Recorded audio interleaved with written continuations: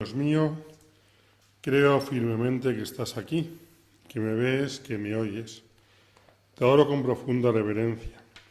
Te pido perdón de mis pecados y gracia para dar fruto de este rato de oración. Madre mía Inmaculada, San José, mi Padre y Señor Ángel, mi guarda, interceded por mí. Con vuestra licencia, soberano Señor sacramentado.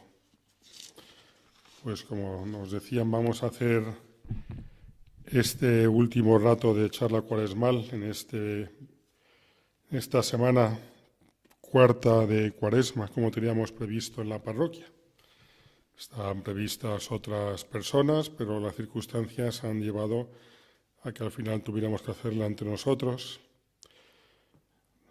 cogiendo un poco esas partes de la pasión de Cristo que a veces pueden quedar un poquitín más en el olvido, porque nos centramos más pues, en el momento a lo mejor de su muerte, en el momento de la última cena, y todos estos momentos son también momentos en los que se hace presente ese llevar a la práctica por parte del Señor el mandato de la voluntad de Dios Padre. Y ahora vamos a contemplar en el último día pues ese momento en el que el Señor aparece ante Pilato, cuando el Señor pues es llevado a Pilato para que pueda ser ejecutada ese deseo de los judíos de que fuese matado, de que muriese en la cruz. Vamos a leer primero la escena y vamos a coger al evangelista San Juan, al que escuchamos siempre todos los Viernes Santos en el relato de la Pasión. Dice así el texto. Entonces Pilato se hizo cargo de Jesús y lo mandó, Llevan pues a Jesús de casa de Caifás al pretorio. Era temprano. Ellos no entraron en el pretorio para evitar contaminarse y poder comer la Pascua. Salió pues Pilato afuera donde estaban y les preguntó, ¿de qué acusáis a este hombre?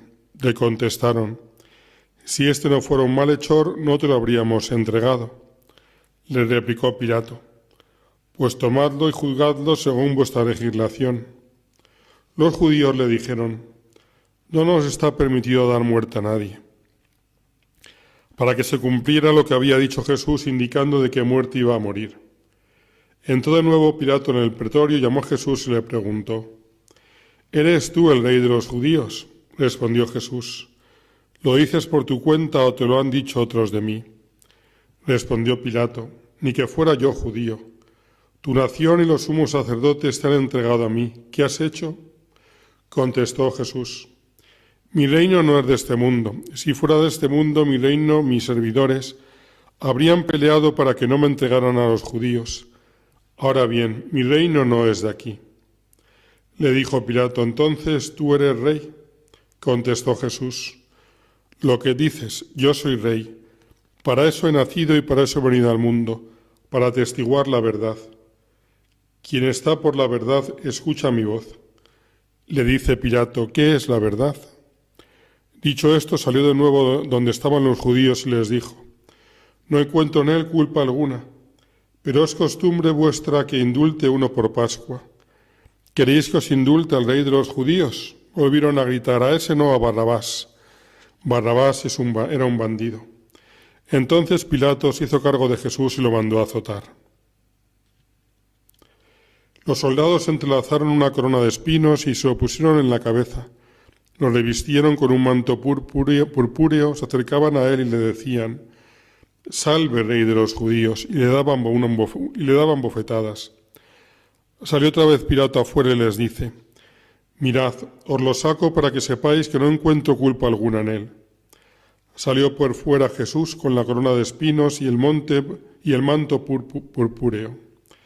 Pilato les dice, «Ahí tenéis al hombre». Cuando los sumos sacerdotes y los guardias lo vieron, gritaron, «Crucifícalo, crucifícalo». Les dice Pilato, «Tomadlo vosotros y crucificadlo, que yo no encuentro culpa en él». Le replicaron los judíos, nosotros tenemos una ley, y según esa ley debe morir, porque se ha hecho hijo de Dios. Cuando Pilato oyó aquellas palabras, se asustó mucho. Entró en el pretorio y dice de nuevo a Jesús: ¿de dónde eres? Jesús no le dio respuesta. Le dice Pilato: ¿a mí no me hablas? ¿No sabes que tengo poder para soltarte y poder para crucificarte? Le contestó Jesús: no tendrías poder contra mí si no te lo hubiera dado el cielo. Por eso el que me entrega es más culpable. Y a partir de entonces Pilato procuraba soltarlo mientras los judíos gritaban: si sueltas a ese no eres amigo del César, el que se hace rey va contra el César. Al oír aquello, Pilato sacó afuera a Jesús y lo sentó en el tribunal, en el lugar llamado Enlosado, en hebreo Gábbata. Era la víspera de la Pascua al mediodía. Dice a los judíos: ahí tenéis a vuestro rey. Ellos gritaron: ahora fuera, fuera, crucifícalo. Les dice Pilato: ¿voy a crucificar a vuestro rey? Contestaron los sumos sacerdotes: no tenemos más rey que el César. Entonces se lo entregó para que fuera crucificado. Lo más importante, diría yo, del texto que hemos escuchado es cómo, precisamente en estas circunstancias, podríamos decir en el momento a lo mejor menos propicio, es cuando Jesús se proclama como realmente el rey, como realmente el rey de los judíos. ¿Eres tú el rey de los judíos?, respondió Jesús. ¿Lo dices por tu cuenta o te lo han dicho otros de mí? Y entonces dice él: entonces tú eres rey, contestó Jesús, lo que dices, yo soy rey. Para eso he nacido, para eso he venido al mundo, para atestiguar la verdad. En medio de ese momento de la pasión, en medio del momento del interrogatorio, en medio del momento de los insultos, de los salivazos, el Señor presenta su realeza. Presenta al Señor su grandeza. Presenta al Señor para lo que ha venido a este mundo. Así es la forma de actuar del Señor. Comienza hablándonos en una cátedra que es el pesebre, llorando como un niño cualquiera, y en el momento de mayor dolor, de mayor sufrimiento, aparece también como el Rey. Un Rey que cuyo reino, mejor dicho, no es de este mundo. En este relato de la pasión, en esta escena, junto con la que viene después, aparece ese sufrimiento corporal tan grande que tuvo que sufrir el Señor, y queda muy claramente reflejado en las películas de la pasión, especialmente en esa pasión de Mel Gibson. Pero no podemos olvidar, como decíamos el otro día, que junto a este dolor físico está ese dolor espiritual, ese dolor del Señor, porque ante el amor han respondido de esta manera. Y no podemos, por tanto, olvidar siempre ese dolor espiritual del Señor, porque la forma de actuar del hombre ante el Mesías, pues es esta: rechazándole, condenándole a morir crucificado. Lo primero que tenemos que pensar es, dice el texto, vamos a leer un texto de La Pasión del Señor de Luis de la Palma. Dice este texto, hablando de este momento: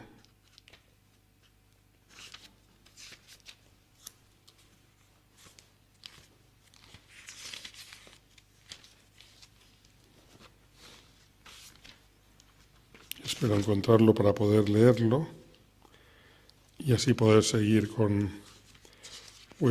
un poquito de cada escena de este relato que hemos escuchado del interrogatorio de Cristo delante de Pilato. Lo encontraremos.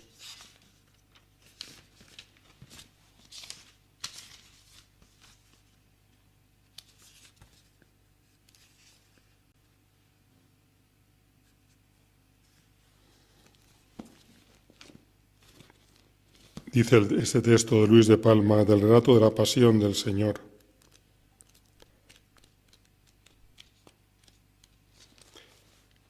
Era ya de día, los habitantes de la ciudad se habían despertado y salían a sus puertas y ventanas para ver a un preso tan conocido y admirado por su santidad y sus obras. El Señor iba con las manos atadas y la cuerda que ataba sus manos se unía al cuello. Esta es la pena que se daba a quienes habían usado mal de su libertad en contra de su pueblo. Tendría frío en aquella madrugada y sueño, la cara desfigurada de golpes y salivazos, despeinado de los últimos tirones que le dieron, cardenales en las mejillas y la sangre coagulada y seca. Así apareció en público el Señor por las calles, y todos le miraban espantados y sobrecogidos. Estaba claro para todos que tal como le habían tratado y le llevaban, no era sino para condenarle. Así relata en este texto Luis de la Palma ese momento en que el Señor atado es conducido a la residencia del procurador Poncio Pilato. Y lo primero que tenemos que destacar es cómo el Señor es llevado de forma temprana, con prisa, porque quieren acabar pronto con el Señor. Es esa capacidad que tiene el mal muchas veces de ser rápido, de hacer las cosas pronto. A veces decimos que tenemos pereza, nos confesamos de ser perezosos, pero de ser perezosos siempre para hacer el bien. Para el mal, por desgracia, no hay pereza. Hay una gran facilidad a veces para que el mal se haga rápido, se haga pronto, se haga de forma inmediata. Y por eso es una de las primeras enseñanzas que tenemos que aprender, de que lo que tenemos que tener prisa siempre, hacer las cosas con diligencia, que es lo que va contra la virtud, contra el vicio de la pereza. La virtud de la diligencia es hacer las cosas rápidas, hacer las cosas por amor. Hacer las cosas por amor. Y en medio de esta escena, como decíamos, aparece esa dignidad del Señor. Esa dignidad que contrasta con esa otra dignidad de toda la imagen y toda la escena y toda la forma de actuar de Pilatos. Jesús va a pasar de la jurisdicción del Sanedrín a la jurisdicción romana, porque como decíamos antes, las autoridades judías podrían condenar a muerte al Señor, pero no podían ejecutar esa misión. Y por eso acuden cuanto antes, como decíamos, a la autoridad romana, con el fin de obtener por todos los medios que dé muerte a Jesús. Se va a cumplir ese anuncio ya de Cristo. El Hijo del Hombre será entregado a los gentiles y se burlarán de él, será insultado y escupido, y después de azotarlo lo matarán, y al tercer día resucitará. Se está produciendo una situación insólita, como veíamos también y otro día nos lo decían, con esa escena del momento de la entrada de Cristo en Jerusalén. Los que unos días antes habían aclamado y habían gritado «Hosana al Hijo de David», ahora empiezan a decir «Crucifícale, crucifícale». Y uno podía pensar o quedarse sorprendido ante esta forma de actuar de aquellos hombres. Pero si nos miramos a nosotros mismos, si miramos nuestra vida, nos damos cuenta también de eso, que pasamos de estar adorando al Señor, de estar dando rodillas delante de Él, de cantarle canciones, de recibirle la Eucaristía, a rápidamente negarle, a dejarnos vencer por el pecado, a dejarnos vencer por nuestras miserias, a ser como aquellos hombres, aquellas mujeres de Jerusalén que gritan «Hosana al Hijo de David, bendito que viene el nombre del Señor», y a los pocos días sus gritos se convierten en «Crucifícale, crucifícale».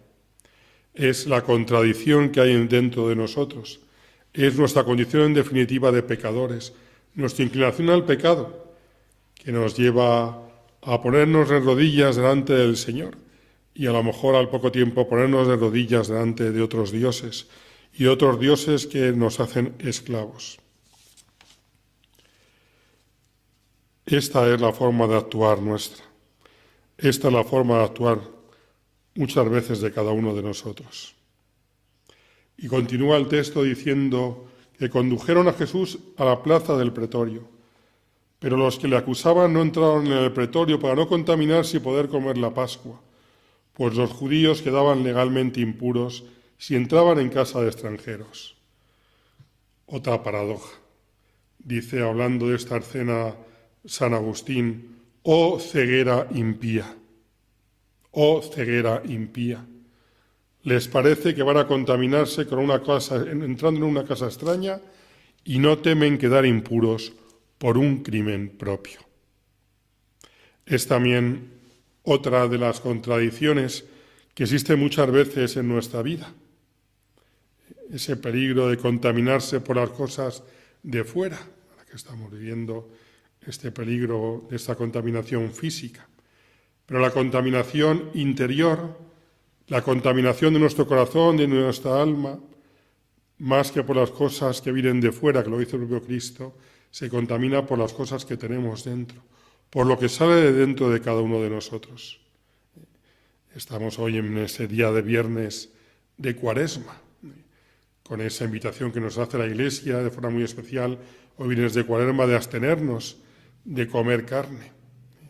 Pero a veces podemos poner el acento en estas prácticas y nos da lo mismo a lo mejor no comer carne, pero en cambio haber faltado a la caridad en ese día con un familiar, con un amigo, con otra persona. Hemos cumplido con la pureza exterior, pero hemos descuidado el pecado interior, el pecado más grave, que es la falta de caridad. Y así otras muchas cosas que a veces pueden ocurrirnos a la hora de vivir nuestra fe, estando muy preocupados por el cumplimiento y descuidando otras virtudes que son principales, que son más importantes. Y podemos tener, pues, ese pecado que también condena el Señor en algún pasaje del Evangelio. Cuando les llama el Señor a los fariseos, a los escribas: guías ciegos, que coláis un mosquito y os tragáis un camello.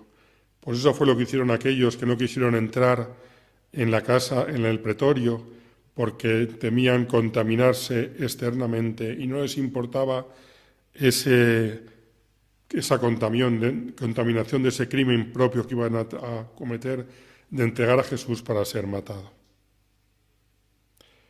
Y continúa el texto con este diálogo entre Pilato y Jesús. Pilato salió afuera donde estaban ellos. Jesús se encuentra de pie ante Pilato. Jesús muestra ante Pilato su paz, su serenidad de acusado, en contraste con la agitación y con la prisa de los que querían su muerte. Pilato le dijo: ¿eres tú el rey de los judíos? Jesús respondió: mi reino no es de este mundo. Si mi reino fuera de este mundo, mis servidores lucharían para que no fuese entregado a los judíos. Pero mi reino no es de aquí. Pilato le dice: ¿luego tú eres Dios? Jesús le contestó: tú lo dices, yo soy rey. Esta será la última declaración ante sus acusadores que haga el Señor, y después va a callar. Después va a callar como oveja muda ante el que lo esquila. El maestro se encuentra solo. Sus discípulos ya no oyen sus lecciones. Le han abandonado. Y le han abandonado precisamente ahora, cuando tienen tanto para poder aprender.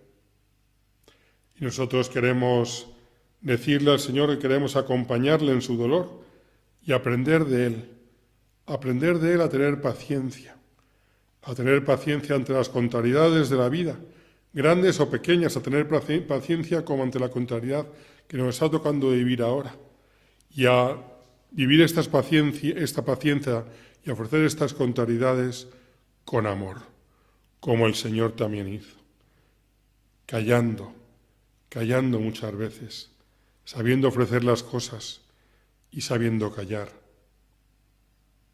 El Señor calla, no vuelve a hablar más. El Señor podía haberse defendido y haber podido, incluso con sus palabras, podríamos decir, vencer aquello que le están diciendo y aquellos que le están condenando, pero el Señor calla.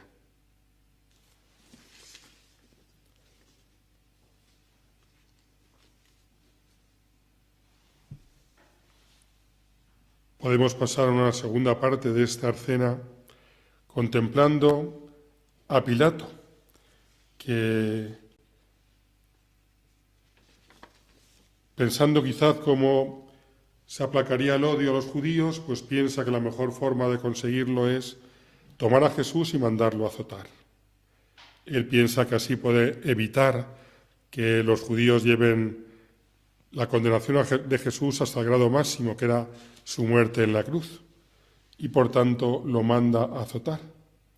Y a continuación los soldados, tejiendo una corona de espinas, se la pusieron en la cabeza y lo vistieron con un manto de color púrpura. Y se acercaban a él y le decían: «Salve, Rey de los judíos», y lo daban bofetadas. Esta imagen, esta escena, que queda tan gráficamente y tan duramente representada en la Pasión de Mel Gibson, nos tiene que ayudar también a nosotros a reflexionar, a pensar. Porque tú y yo no le hemos vuelto a dar muchas veces al Señor con nuestra mano en su cara, no le hemos abofeteado, no le hemos coronado de espinas, no le hemos escupido muchas veces en nuestra vida. Porque eso es el pecado. Nos puede parecer muy fuerte esta expresión, pero eso es el pecado. El pecado, lo decían, es volver a crucificar a Cristo, volver a dar con un martillo a ese clavo que está en la cruz. Tu pecado, mi pecado es escupir de nuevo al Señor, abofetear al Señor, coronar de nuevo de espinas al Señor. Y hermanos míos, lo seguimos haciendo. También en estos momentos en los que uno tiene que estar pendiente de la vida de los demás, preocupado por el otro, seguimos venciéndonos por el pecado y seguimos pecando. Porque el pecado no entiende ni de pandemias, ni de nada. Lo único que entiende es de hacer el mal. Y el diablo sigue estando despierto. Y el diablo quiere seguir haciendo mucho daño. En primer lugar a uno y en segundo lugar también a los demás y por supuesto al Señor. Por eso esta tercera de la pasión nos tiene que ayudar a pedirle al Señor que tengamos horror, por supuesto, al pecado mortal, pero también al pecado venial deliberado. No podemos ir por la vida tratando de que nuestra vida se convierta en no cometer ningún pecado mortal y solamente, podríamos decir, cumpliendo para evitar caer en el pecado mortal. Lo que tenemos que pedirle al Señor es enamorarnos de Cristo. Enamorarme de ti, Señor. Y ese amor a ti me llevará a luchar contra el pecado, a tener dolor de mis pecados. Es verdad que antes se ponía mucho el acento en la confesión a decir con pelos y señales casi los pecados. Y es verdad que hay que hacerlo, sobre todo en el caso de los pecados mortales. Pero hay que poner el acento, si en algo tiene que ser protagonista, tu miseria y mi miseria en el sacramento de la penitencia es no tanto en el pecado en sí como en el dolor de amor que yo tengo por mis pecados. Eso que decimos siempre, a veces, me confieso siempre de lo mismo. Bueno, pues no pasa nada por confesarse siempre de lo mismo, bendito sea Dios. Lo peor sería confesarse cada día de un pecado nuevo. Lo que tenemos que decirle al Señor: Señor, me confieso de lo mismo, pero cada vez tengo más dolor de mis pecados. Cada vez soy más consciente del amor que tú me tienes y que tengo que responder a ese amor con amor y que por tanto me duelen mis pecados. Y tengo horror a dejarme llevar por el pecado. Por eso ante esta escena en la que vemos al Señor cómo le insultan, cómo le abofetean, cómo le escupen, pedirle al Señor: Señor, que no me acostumbre nunca a convivir con el pecado. A convivir yo con mi pecado, con el pecado de mi vida, y a convivir tampoco con el pecado de los demás. Acostumbrarse al pecado es acostumbrarse a tener un corazón de piedra. Y nosotros no queremos tener un corazón de piedra. La vida de un cristiano tiene que ser que su corazón se asemeje cada vez más al corazón de Cristo.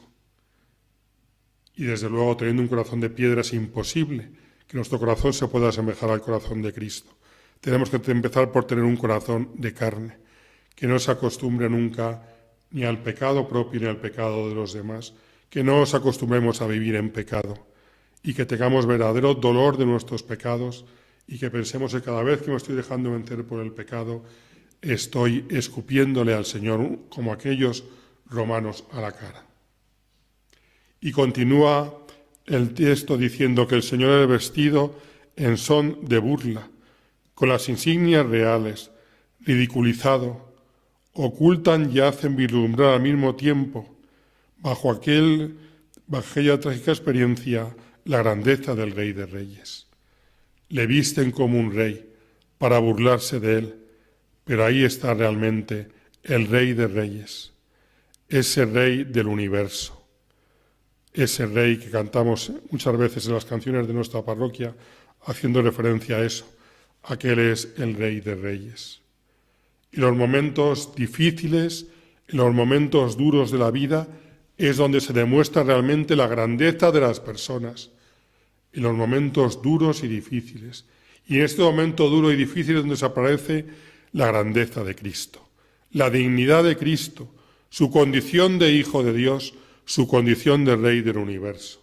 De un Rey que ciertamente su reino no es de este mundo, es el reino de la verdad y de la vida, es el reino de la santidad y de la gracia, es el reino de la justicia, del amor y de la paz.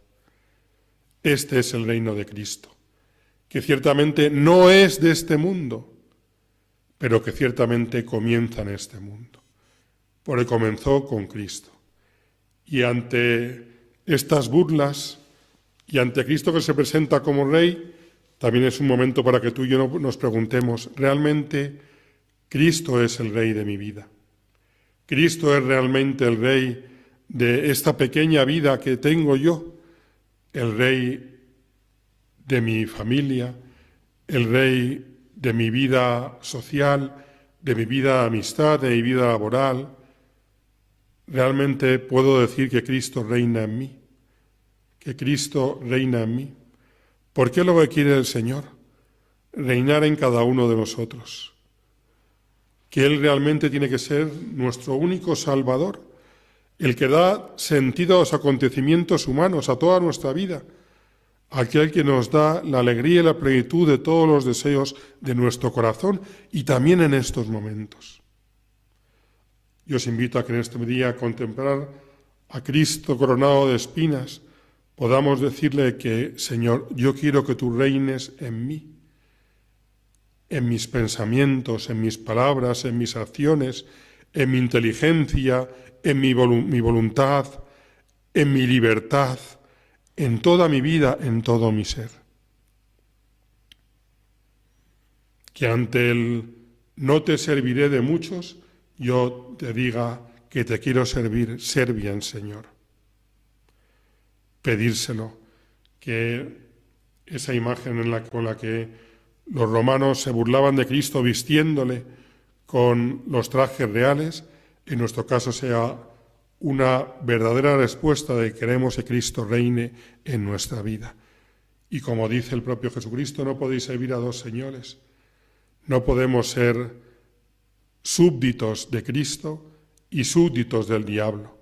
No podemos servir al Rey del universo y servir a otros reyes que, como decía una catequesis hablando del primer mandamiento de la ley de Dios, el Papa Francisco, no nos dan libertad, no nos dan felicidad, sino todo lo contrario.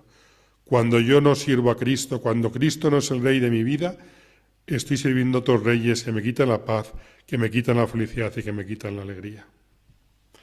Y vamos brevemente con la tercera, podríamos decir, meditación de esta escena de Cristo ante Pilato. Jesucristo es el Rey de todos los seres, pues todas las cosas han sido hechas por Él, pero de forma muy especial es el Rey de cada uno de nosotros, porque, hermanos míos, Cristo nos ha comprado, nos ha rescatado del pecado y de la muerte, y ha pagado por nosotros no con oro ni con plata, sino con la última gota de sangre. Eso es lo que nos enseña de forma muy especial la escena de la pasión. Sabéis que en el confesionario de San Germán, justamente además en el que suelo estar yo, hay un cartel, una imagen de Cristo que hemos puesto 2 años en el ambón, donde dice, por ti. Cristo ha ido a la cruz por ti. Y ahí podemos poner cada uno nuestro nombre. Y eso supone darme cuenta de eso, de que Cristo me ha rescatado. Redimir significa eso, rescatar pagando un rescate. Y el rescate con el que el Señor ha pagado, repito, no es con oro ni con plata, sino con la última gota de sangre. Y Jesús afirma su condición de Mesías y de Hijo de Dios. Y las autoridades judías, en la ceguera de su incredulidad, llegan a reconocer al César romano un poder político exclusivo, con tal de rechazar la realeza de Jesús y acabar con él. Podríamos decir que Jesucristo consigue lo que parecía imposible, unir a los judíos, unir a los romanos contra él. Es la realidad también de nuestro mundo. Gente que es capaz de unirse, que es capaz de juntarse para ir contra el Señor. Pero a pesar de todo, en el fondo están reconociendo quién es Cristo. Y en el madero de la cruz estará para siempre escrito: Jesús Nazareno, el Rey de los judíos. Así actúa el Señor. Se vale hasta de los errores para poner en evidencia la verdad. Ese INRI que algunos piensan que es una marca de la cruz, pues no. Jesús Nazareno, el Rey de los judíos. Fue lo que mandaron poner, lo que quedó ahí escrito en la cruz. A Pilato le han dicho que su reino no es de este mundo, le ha dicho el Señor. Y nosotros nos dice que su reinado es de paz, de justicia, de amor. Sin embargo, como decíamos ahora, también hay muchos que lo rechazan. Parece oírse en muchos ambientes aquello grito pavoroso: no queremos que Cristo reine entre nosotros. Pues hermanos, nosotros queremos que Cristo reine y queremos ser súbditos de este reino del que decíamos antes, de verdad, de justicia, de paz, de libertad. Y queremos que Cristo reine también ahora, en las circunstancias que estamos viviendo, en la Cuaresma de este año 2020 y muy especialmente en la Pascua de este año 2020. No queremos servir al reino de este mundo, al reino del pecado. El reino del pecado, donde el pecado habita, es un reino de tinieblas, de tristeza, de soledad, de engaño, de mentira. Todas las tragedias y calamidades del mundo y nuestras miserias tienen su origen en estas palabras. No queremos que Cristo reine en nosotros. Pues termino pidiéndole al Señor que realmente reine en nuestra vida, reine en cada uno de nosotros, que rechacemos todo aquello que nos pueda apartar del Señor, que es el pecado, que le digamos al Señor que queremos servirle, que queremos que Cristo, reinando en nuestro mundo, en nuestra vida, pueda reinar en este mundo y en este universo, y que con Cristo venceremos siempre, que con Cristo venceremos el pecado, venceremos la muerte y venceremos también cualquier mal físico, como esta pandemia que estamos viviendo, pero sobre todo el peor mal, que es el mal espiritual, el pecado, la enfermedad del alma que tanto daño hace a nuestro mundo. Queremos que Cristo reine y le pedimos al Señor, al terminar este rato de oración que hemos hecho con esta escena de Cristo ante Pilato, que queremos decirle también como María, que aquí estamos los esclavos del Señor, que aquí estamos los que queremos ser esclavos de amor, por amor a Dios y por amor al prójimo. Y queremos que, por tanto, el reinado de Cristo en nuestra vida sea un bien para nosotros, pero también sea un bien para los demás, empezando por el prójimo, que es el más próximo, y continuando por la Iglesia y por la sociedad. Te doy gracias, Dios mío, por los buenos propósitos, afectos e inspiraciones que me has comunicado en este rato de oración. Te pido ayuda para ponerlos por obra. Madre mía Inmaculada, San José mi Padre y Señor, Ángel de mi guarda, interceded por mí.